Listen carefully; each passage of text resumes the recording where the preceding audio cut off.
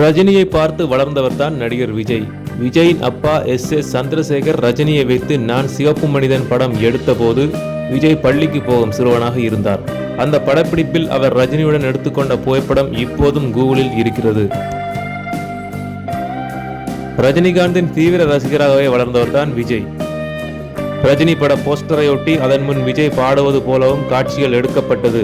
ஆனால் ஒரு கட்டத்தில் விஜய் வளர்ந்த பின் தனது படங்களில் ரஜினி ரெஃபரன்ஸ் வைப்பதை நிறுத்தி கொண்டார். அதே நேரம் தனது நண்பர்களுடனும் இயக்குநர்களுடனும் ரஜினி பற்றி பேசும்போது தலைவர் என்று குறிப்பிடுவார் விஜய். நடிகர் ரஜினி சினிமாவிற்கு நடிக்க வந்து 50 வருடங்கள் ஆகிவிட்டது. எனவே கடந்த 13ஆம் தேதி ரஜினிக்கு திரையுலகினரும் பல அரசியல் பிரபலங்களும் அவருக்கு வாழ்த்து சொன்னார்கள். ஆனால் நடிகர் விஜய் இதுவரை ரஜினிக்கு எந்த வாழ்த்தும் சொல்லவில்லை. ரஜினி சினிமாவிற்கு வந்து 25 ஆண்டுகள் ஆன போது அது தொடர்பாக வாழ்த்து செய்தியை வெளியிட்ட விஜய், தலைவா, திரையுலகில் நீ கால் பதித்து இது 25வது ஆண்டு.